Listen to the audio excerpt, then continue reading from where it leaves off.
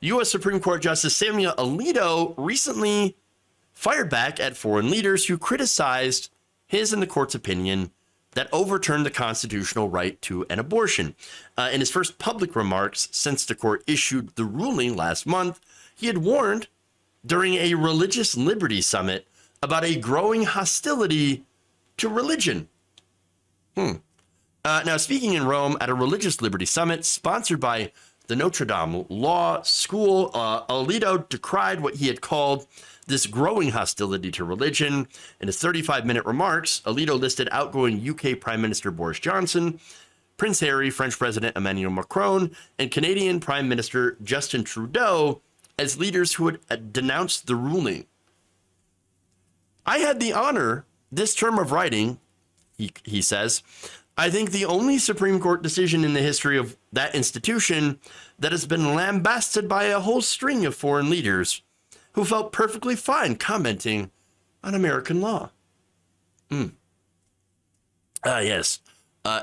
America, who can comment on any other country's laws, because we do, especially laws in, for example, Iran and Afghanistan, who are run by religious extremists, Islamic fundamentalists, who do not give women equal rights, who murder gay people. Somehow, the country that, did these invasions into Iraq and Afghanistan, caused all this war and this suffering, can't be criticized. Can't be criticized. Now, the people who are criticizing the United States for this are countries that have actually protected women's rights to bodily autonomy. In fact, the EU voted overwhelmingly to condemn the overturning of Roe. Numerous leaders, human rights groups called this out as a fundamental erosion of personal freedom. And yet, Alito and the extremists in the court decided to turn this around and make themselves the victim, because that's what they do. That's what they do. Look, here's what he said. The problem that looms is not just indifference to religion. It's not just ignorance about religion, which is funny to say because a lot of these people who claim to be Christians are actually incredibly ignorant about their own religion, about what it actually says. But no, he adds, there's also a growing hostility to religion, or at least the traditional religious beliefs that are contrary to the new moral code that is ascendant in some sectors. Now look, this man is a United States Supreme Court justice. He had sworn to uphold the Constitution. He did not swear to uphold the Bible. If you want to preach the Bible, that's cool. Go ahead. Fucking resign. Do it today. Trust me, it'll be much better. Look, religion has no place in government. And you know what? Who says that? The Constitution says that. But these liars that lied to get on the court, they've shit all over the Constitution and then have wiped their ass with the pages.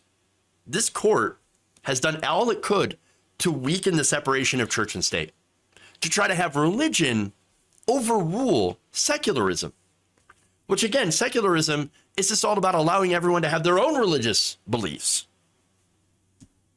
Look, you cannot serve the United States Constitution and the Bible at the same time. Now, you can be religious and have your own personal beliefs, and that's totally fine. But when your job is to interpret the laws of this country based on the Constitution, not the Bible, as well as taking in precedent, when your job is to do that, you can't just go and say, oh, you know what? I actually believe that the Bible says this, and I'm going to let that overrule my opinion, overrule the Constitution, overrule rule of law and the First Amendment.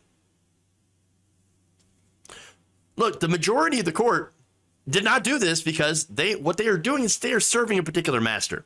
And I do not think it is God. No, in the Bible, there are no laws against abortion. In fact, the Bible teaches you how to make a potion to induce abortion. Look it up. It's in Numbers. But again, let's focus here on how Alito thinks that it is he that is the victim. He said in his latest remarks that Christians had been persecuted for centuries. Now, look, that is actually true, including in Rome's Colosseum, where he says, who knows how many were torn apart by wild beasts? Yes, Yes, that is true. That is the actual history. And then guess what?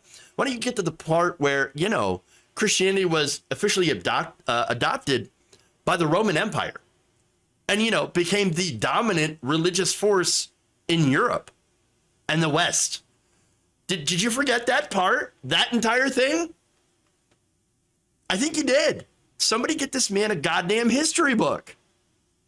No, poor Samuel Alito. Oh, you're demonizing my religion. No, I'm not. I don't care if you believe in religion. I think it's fine. I don't care if you practice it. That's your right under the Constitution. I believe in that. I believe in your rights. But your religion is not supposed to rule over everyone else. We do not live in a fundamentalist theocracy. If you don't want to get abortions, that's fine. If you don't want to do, use birth control, that's totally fine. That's up to you. That's freedom. But don't you goddamn dare tell people who do not share your religion, who do not share those beliefs, what they're supposed to do, what they're supposed to do with their own bodies. No, unacceptable. You're not a victim. You're there to control other people. That's all you want to do. That's why this religious liberty argument that they're using is utter crap. It's bullshit. Look, as a religious person, you've always been free. As a Christian in this country, you've always been free to do whatever you want. Your churches are tax exempt. You are able to serve in higher office or in the highest court of the land. And yet somehow you think you're the victim? You're the victim. You think you're the victim and not the 10-year-old girl who was raped that you want to carry, that you want to force to carry that rapist baby and then have them go through the trauma of the birthing process as a 10-year-old. And after all of that, force that child to raise a child? If you believe that, you're the immoral ones. And you're not the victim. She is. The millions of women, trans men, non-binary people, those people are the victims. Those people are the people whose lives you want to destroy in the name of your religion, not just in the name of your religion, but in the name of trying to control other people. What we need isn't more of that religious liberty.